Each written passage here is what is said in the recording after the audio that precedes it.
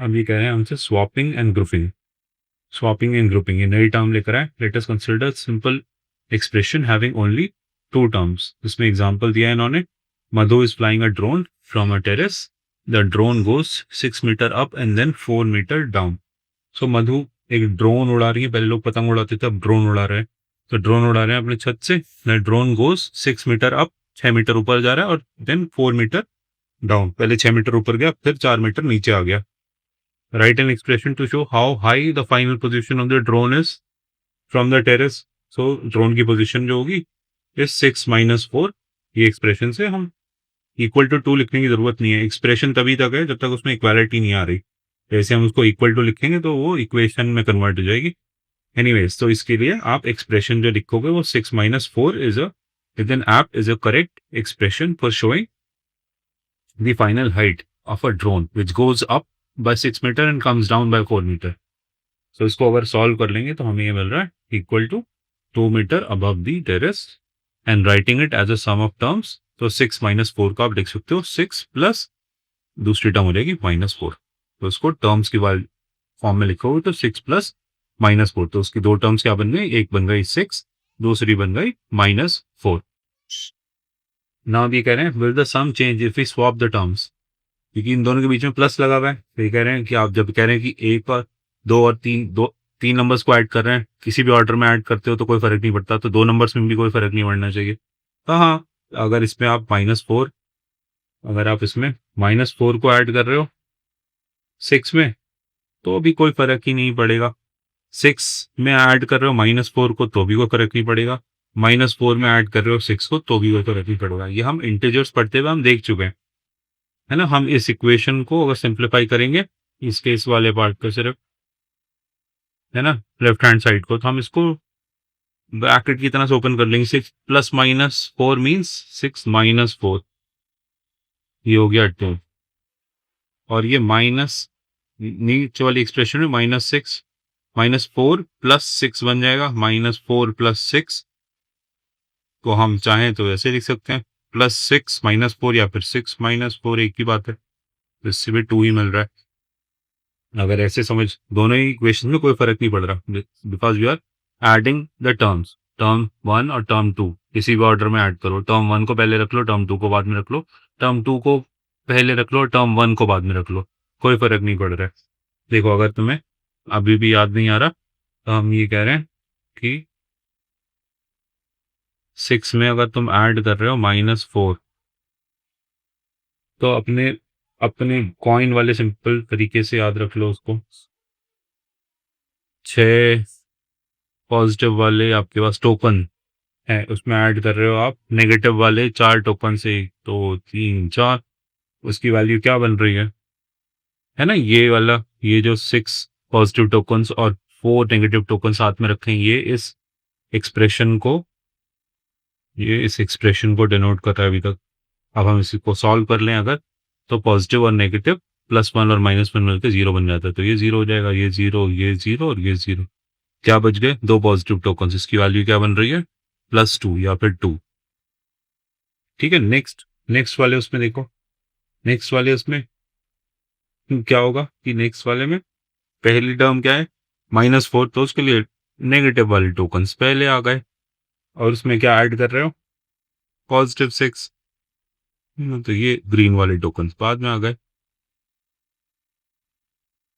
ये कैंसिल हो गए 4, फिर से आपके पास 2 ही मिल रहा है, इससे भी 2 ही आ रहा है।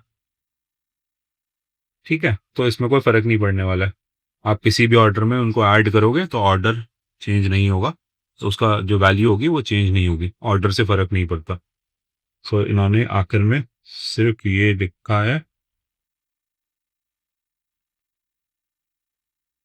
कि it doesn't in this case नहीं, किसी भी केस में फर्क नहीं पड़ेगा।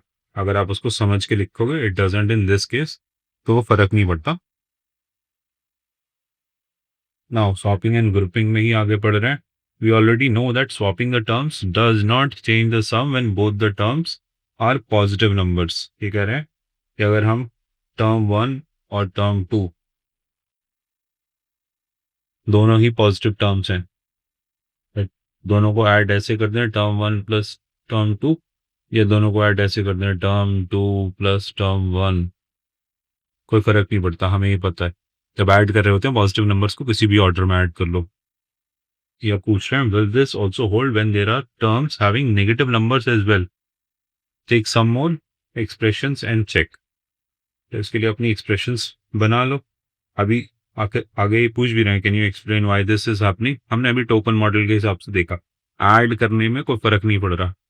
आप नेगेटिव वाला नंबर पहले ऐड कर लो, बाद में पॉजिटिव नंबर ऐड करो, या फिर आप पॉजिटिव वाला नंबर पहले ऐड करके उसमें नेगेटिव वाला बाद में ऐड कर दो, कोई फर्क नहीं पड़ने वाला है। सो लेट्स से अब ये कह रहे हैं, इसको देखते हैं।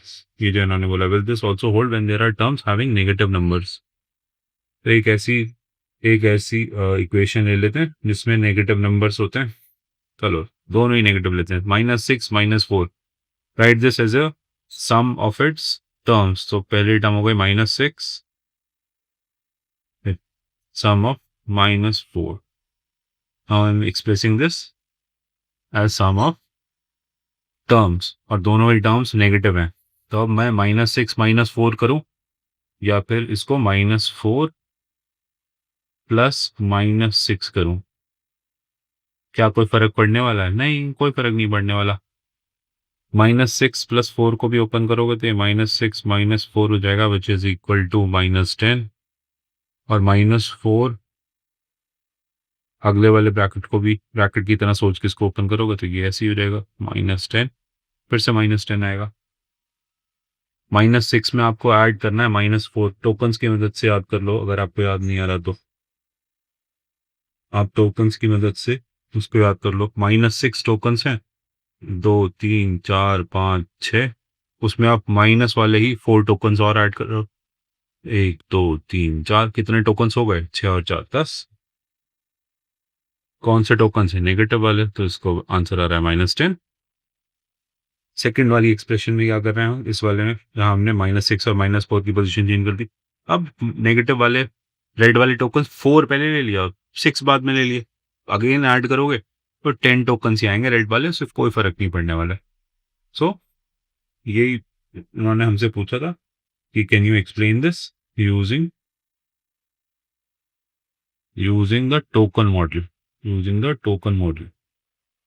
तो हमने टोकन मॉडल से using the token model of integers that we saw in class 6 of textbook of mathematics, तो हमने टोकन मॉडल से ये शो करके दिखा दिया कि वो टर्म्स एक नेगेटिव हो या दोनों भी नेगेटिव हो, कोई फर्क नहीं पड़ता आप उसको किस ऑर्डर में ऐड कर रहे हो। पहली टर्म को पहले ऐड कर रहे हो, दूसरी को बाद में ऐड कर रहे हो, दूसरे को पहले ले रहे हो और पहले वाले को दूसरी उसमें ले रहे हो, पोजीशन में ले रहे हो, तो ऑर्डर से कोई फर्क नहीं पड़ रहा, किसी भी ऑर्डर में आप ऐड कर सकते हैं।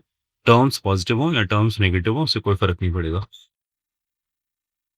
सो अब ये कह रहे हैं this in an expression having two terms swapping them does not change the value. Swapping them मतलब उसका ऑर्डर चेंज कर रहे हैं, जहां term 1 plus term 2 is equal to बराबर, ये टर्म 2 पहले ले लो उसमें ऐड कर दो टर्म 1 को, सो इससे कोई फर्क नहीं पड़ने वाला।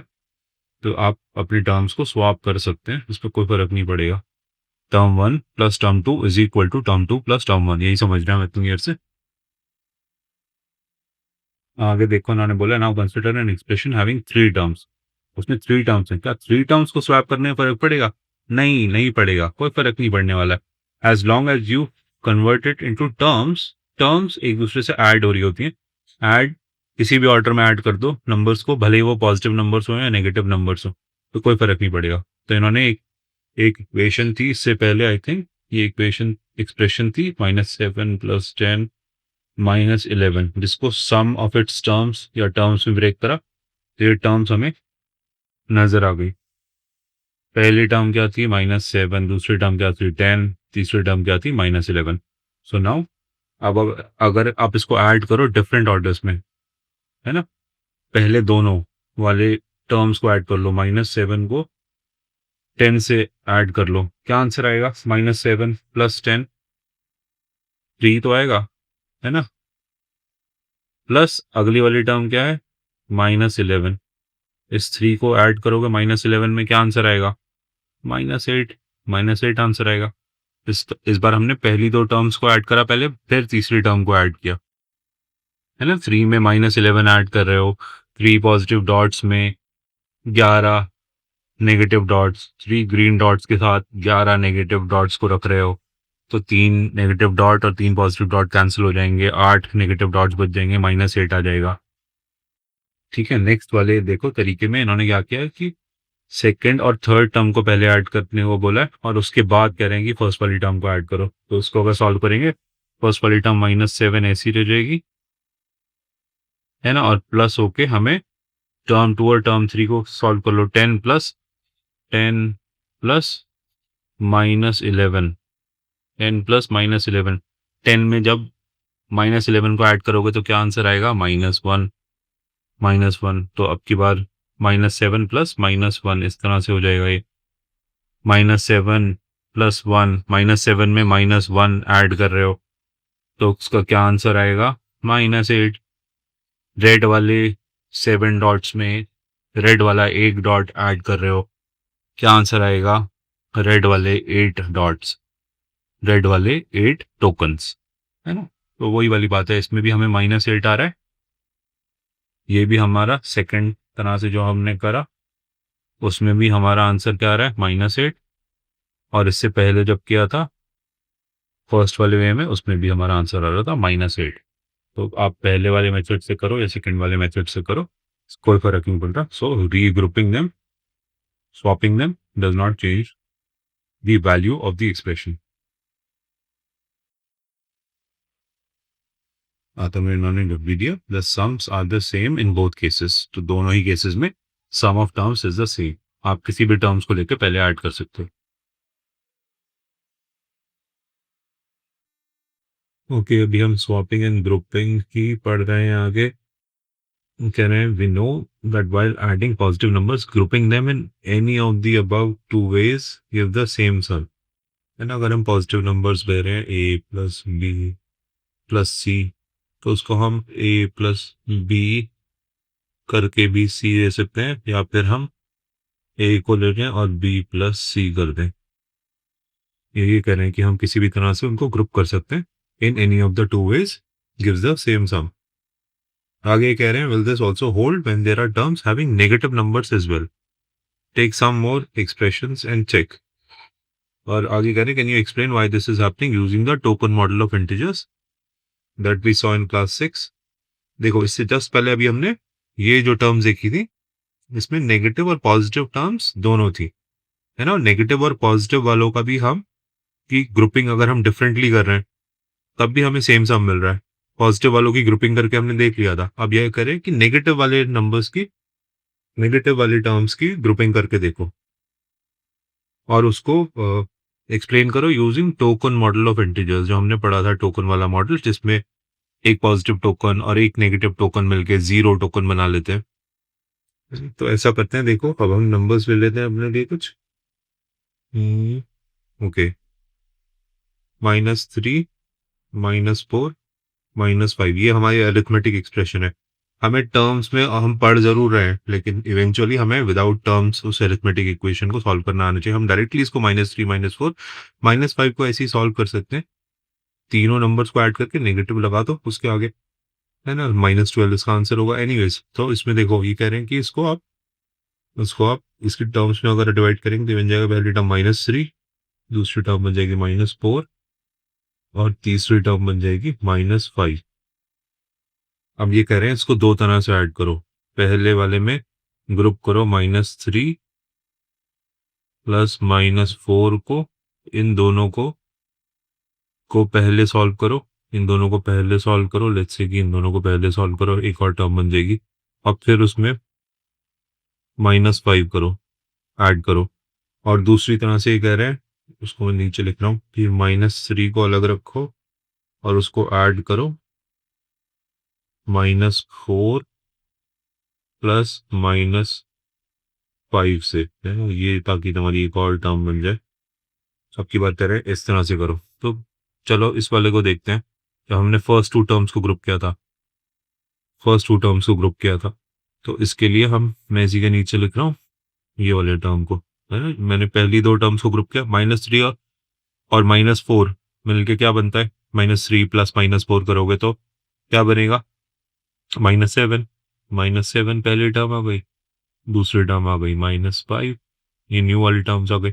-7 में ऐड करोगे -5 तो क्या बन जाएगा, -12, है ना। अब इस वाली टर्म को हम, जिसमें हमने पहले वाले को अलग रखा, तो इसमें -3 ऐसे ही ले लो, अब प्लस, तो ब्रैकेट के अंदर इस शेप के अंदर देखो -4 प्लस -5, -4 में -5 ऐड करोगे तो क्या बन जाएगा, -9, -3 और -9 कितना होता है, -3 को -9 से ऐड करोगे तो अगेन -12, -12 आ रहा है। हमने जब सेकेंड और थर्ड टर्म को एक पहले ऐड किया, फिर फर्स्ट टर्म को ऐड किया, और -12 ही आ रहा है इधर राइट साइड में। तो हमने फर्स्ट टू टर्म्स को पहले ऐड किया, फिर बाद में तीसरी टर्म को ऐड किया। सारे नंबर्स नेगेटिव हैं टर्म्स के, तो आप इस तरह से कर सकते हैं। टोकन मॉडल में यही होगा कि देखो, मैं इसको रब कर रहा हूँ, रब कर रहा हूँ। टोकन मॉडल में भी तो यही कन्वर्ट हो जाएगा। इसको अगर हम लिख दें टर्म्स की फॉर्म में, -3 प्लस -4 प्लस -5, तो आप कैसे भी इसको ऐड करो, इसमें हमें रेड वाले टोकन्स ही तो लेने हैं, हमें इसमें रेड वाले टोकन्स लेने हैं, बस इसमें हमें रेड वाले टोकन्स लेने हैं। फर्स्ट -3 के लिए 3 रेड टोकन्स ले लिए, दूसरी टर्म इसमें ऐड करनी है, तो क्या ऐड करना है, -4 के लिए रेड वाले 4 टोकन्स इसमें ऐड कर दो, 1 2 3 4, फिर -5 के लिए फिर से 5 रेड टोकन्स इसमें ऐड कर दो। तो इसका आंसर क्या निकल कर आ रहा है, कितने टोकन्स हो गए ऐड करके देख लो, 1 2 3 4 5 6 7 8 9 10 11। नहीं, हमारी गलती, हमने लिखने में गलती करी है, लास्ट में हमने एक टोकन कम लिखा था, है ना। 12 हो रहे हैं। 3 ये वाले टोकन से पहले टर्म्स को रिप्रेजेंट कर रहे थे -3 को, फिर 4 ये टोकन थे, ये -4 को रिप्रेजेंट कर रहे थे, फिर ये 5 टोकन है जो -5 को रिप्रेजेंट कर रहे हैं। इन सारे टोकन्स को ऐड कर दिया तो कितने टोकन्स बन रहे हैं हमारे पास, 12 रेड टोकन्स हैं, तो ये -12। अब तुम इन रेड टोकन को किसी भी ऑर्डर में ऐड कर दो, फर्स्ट 3 को 3 को ऐड करना है 4 से तो 7 बना, 7 को 5 से ऐड किया तो 12 बना। अगर इस वाले 4 टोकन्स को इस 5 वाले टोकन से ऐड कर दिया तो 9 टोकन्स हो गए, और फिर इस 9 को इस 3 से ऐड कर दोगे तो भी 12 बनेगा। सो टोकन मॉडल से आप आसानी से समझ सकते हैं कि -12 ही बनेगा, आप किसी भी तरह से इसको ऐड करके देख लीजिए। ओके, तो ये अब कह रहे हैं कि thus grouping the terms of an expression in either of the following way gives the same value। अगर हमारे पास 3 टर्म्स हैं तो हम फर्स्ट 2 टर्म्स को ग्रुप कर सकते हैं और फिर उसको थर्ड टर्म में ऐड कर सकते हैं, या फिर हम फर्स्ट टर्म को सेकंड और थर्ड टर्म के ग्रुप में ऐड कर सकते हैं। आप ग्रुपिंग दोनों तरह से कर सकते हैं, इससे कोई फर्क नहीं पड़ता। इस टर्म्स, ये टर्म के अंदर नंबर जो हो वो पॉजिटिव नंबर हो या नेगेटिव नंबर हो, इससे कोई फर्क नहीं पड़ेगा। सारे नेगेटिव है कोई फर्क नहीं पड़ेगा, सारे पॉजिटिव है कोई फर्क नहीं पड़ेगा, कुछ पॉजिटिव है कुछ नेगेटिव है कोई फर्क नहीं पड़ेगा। हमने तीनों देख लिए। ओके, लिखा है thus the addition of terms in any order gives the same value, therefore in an expression having only addition it does not matter in what order the terms are added, they all give the same value। सो इन्होंने समझाने की कोशिश करी, अगर आप उसको arithmetic equation को सम of terms मान लो, तो सम ऑफ टर्म्स और टर्म्स में फिर जब, क्योंकि आपको सम करना है, सम किसी भी ऑर्डर में करोगे तो फर्क नहीं पड़ेगा, और वो टर्म भले ही उसके अंदर नंबर पॉजिटिव हो या नेगेटिव हो, उससे कोई फर्क नहीं पड़ने वाला। अब कह रहे हैं now let us consider expressions having multiplication and division also. अब हम थोड़ा सा अपनी एक्सप्रेशंस को, अरिथमेटिक इक्वेशंस को थोड़ा सा कॉम्प्लिकेट करते हैं, उसमें फिर प्लस माइनस के अलावा अब हम मल्टीप्लिकेशन एंड डिवीजन भी ऐड करने की कोशिश करते हैं, उसमें मल्टीप्लिकेशन और डिवीजन भी को भी कंसीडर करते हैं without the order of operation specified by the bracket. ठीक है, हमारी अरिथमेटिक इक्वेशन में प्लस भी होगा, माइनस भी होगा, मल्टीप्लाई भी होगा, डिवाइड भी होगा, और इसमें कोई ब्रैकेट नहीं होगा। The value of such expressions are found by first evaluating the terms, once all the terms are evaluated they are added. So ऐसी अरिथमेटिक इक्वेशंस में आप उसको कि आपको सबसे पहले क्या करना है, you have to first evaluate the terms, इसकी टर्म्स को इवैल्यूएट कर लेना है। और टर्म्स जो होती हैं वो हमेशा उनके बीच में प्लस का साइन होता है, प्लस का साइन होता है। तो अपनी सारी अरिथमेटिक इक्वेशन को ब्रेक कर लेना है स्मॉल टर्म्स में जिनके सबके बीच में प्लस का साइन आ जाए, और फिर उन टर्म्स को इंडिविजुअली आपको सॉल्व कर लेना है। तो टर्म्स को आप ब्रैकेट की तरह भी समझ सकते हो, उन सबको आपको ऐड कर देना है। इस तरह से आप सॉल्व कर पाएंगे। अब इन्होंने एग्जाम्पल दिया है, the expression 30 plus 5 multiply by 4 is evaluated as follows. इसमें क्या दो टर्म्स हैं, टर्म्स हमेशा प्लस के साइन से सेपरेट होती हैं, तो एक टर्म ये है और दूसरी वाली टर्म ये है। ठीक है, सो यहाँ पे अगर तुम देखोगे भी तो उन्होंने 30 प्लस 5 मल्टीप्लाई बाय 4 में पहली टर्म लिखी 30 और ऐड कर दी दूसरी term which is 5 multiply by 4। सो पहली टर्म बन गई 30 और दूसरी टर्म बन गई 20। इनके बीच में एडिशन का साइन है, 30 और 20 को ऐड कर लो तो क्या मिलेगा 50। सो आप 30 प्लस 5 मल्टीप्लाई बाय 4 में, है ना, अगर आपको सॉल्व करना है तो उसको टर्म्स की तरह से देखो, उसमें प्लस साइन के अलावा बाकी टर्म्स को ग्रुप कर लो और फिर देन उसको सॉल्व करो, ताकि आप 5 मल्टीप्लाई बाय 4 को पहले सॉल्व कर लो, है ना, और जो 5 मल्टीप्लाई बाय 4 का आंसर है उसको आप ऐड करते हो 30 में। ऐसा नहीं करो कि 30 में 5 ऐड कर दिया पहले और फिर उसके बाद मल्टीप्लाई का साइन है तो 35 बनेगा, 35 को 4 से मल्टीप्लाई कर दिया, क्योंकि हम मैथ्स को ऐसे लिख रहे हैं, नंबर्स को ऐसे लिख रहे हैं लेफ्ट टू राइट, तो लेफ्ट टू राइट वाले सारे ऑपरेशन नहीं लगाने। पहले लिखा है प्लस तो पहले प्लस कर दिया, फिर लिखा मल्टीप्लाई तो मल्टीप्लाई कर दिया, नहीं, आपको ऑर्डर में ही करना है। Okay, now the expression 5 multiply 3 plus 2 plus 7 multiply by 8 plus 3 is evaluated as follows. नीचे देखने से पहले भी तुम देख सकते हो कि जो टर्म्स होती हैं उनके बीच में पॉजिटिव साइन होता है, अगर नेगेटिव भी है तो उसको भी कर लोगे। तो मुझे ये वाला एक टर्म लग रही है उसकी, this looks like the first term to me, because ये 3 प्लस 2 जो है वो ब्रैकेट के अंदर है ना, तो ये ब्रैकेट एक नंबर जनरेट करेगा जो 5 से मल्टीप्लाई हो रहा होगा, तो मल्टीप्लीकेशन एक टर्म मिलके बन जाएगी। फिर प्लस आ गया बाहर तो इस प्लस से ये वाली एक और टर्म बन रही है, दिस प्लस दिस, एंड ये थर्ड टर्म बन गई 3। देखो अब इन्होंने इसको कैसे लिखा है, इन्होंने इस इक्वेशन को कैसे लिखा है, 5 multiply bye bracket open 3 plus 5 bracket close, पहली टर्म है, ऐड होगी दूसरी term which is 7 multiply by 8, add होगी तीसरी टर्म जो है 3। तो इस तरह से आपको ग्रुपिंग करनी है, where 3 plus 2 is first evaluated and this sum is multiplied by 5 equal to 25। तो ये कह रहे हैं कि अगर इस वाली टर्म को सॉल्व करना है तो आप पहले ब्रैकेट वाले जो नंबर्स हैं, ब्रैकेट में जो इक्वेशन है उसको सॉल्व करो। 3 प्लस 2 को डायरेक्टली 5 बना दोगे, डायरेक्टली सॉल्व हो जाएगी, आसानी से सॉल्व हो जाएगी वो। 3 प्लस 2 5 हो जाएगा, 5 को 5 से मल्टीप्लाई करोगे तो ये वाली टर्म हमारी 25 बन जाएगी, ये बोल रहे हैं। आगे कह रहे हैं the expression 7 multiply by 8 is evaluated equals to 56। ये वाली जो टर्म है ये इसको इवेल्युएट करके आप लिख सकते हो 56। उससे क्या होगा, उससे ये सब चीजें सिंप्लीफाई हो जाएगी, this simplifies to 25 plus 56 plus 3 जो ऐड करके 84 बना देगा। तो उसका सम, अगर आपको इस एक्सप्रेशन की वैल्यू निकालनी है तो आपको उसकी वैल्यू ऐसे निकालनी चाहिए, आपको अपने टर्म्स को इस तरह से ग्रुप करना चाहिए। नाउ कह रहे हैं Manasa is adding a long list of numbers.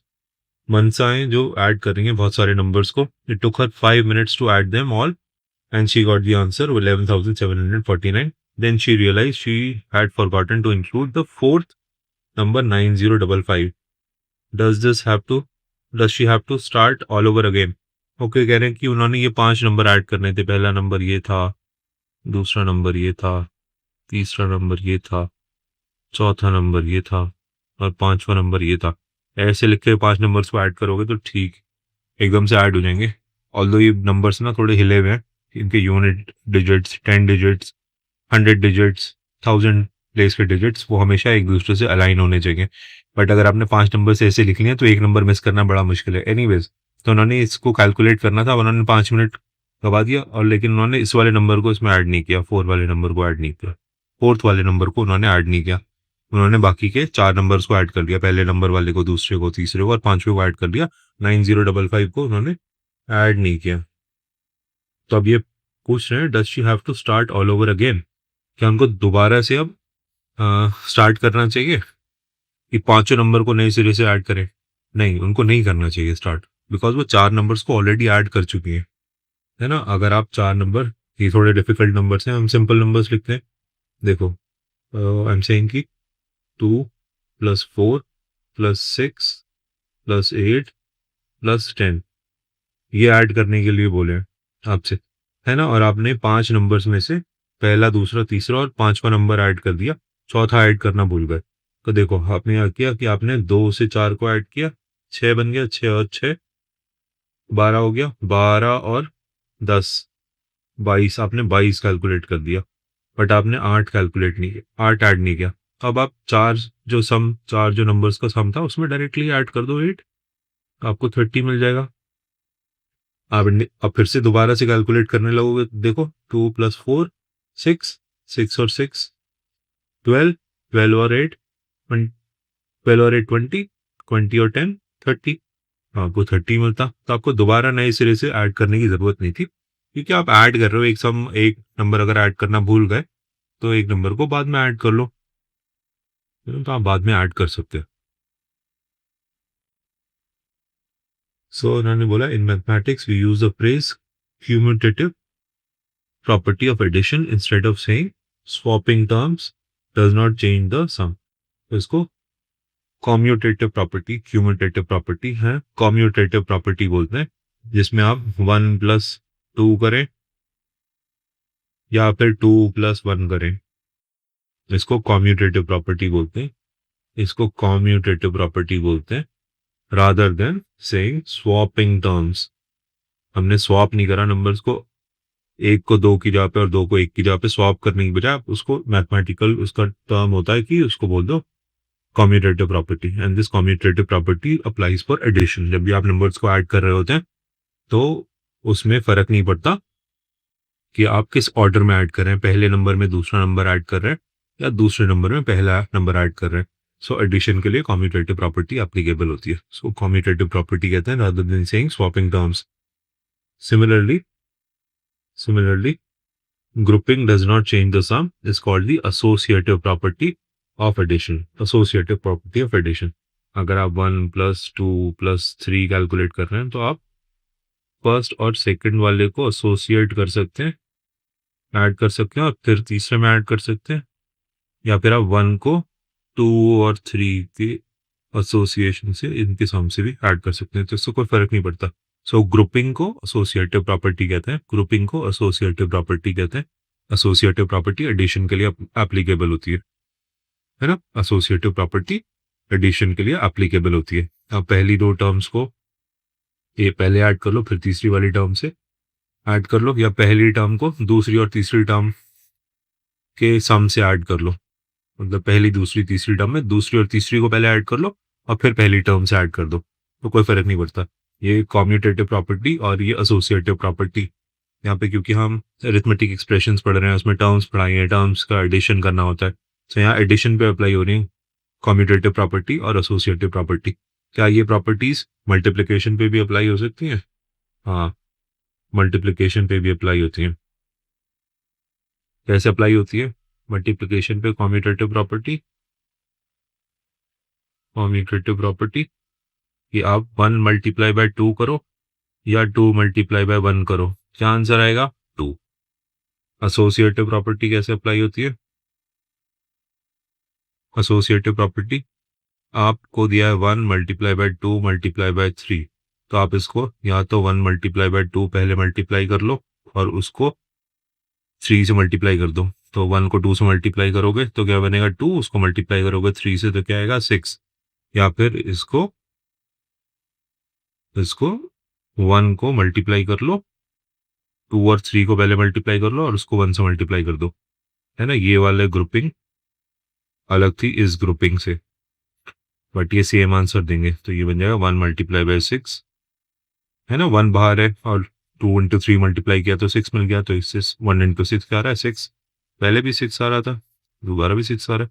तो associative property, commutative property multiplication के लिए भी होल्ड करती है, और एसोसिएटिव और कॉम्यूटेटिव प्रॉपर्टी एडिशन के लिए भी होल्ड करती है, दोनों के लिए ट्रू होती है।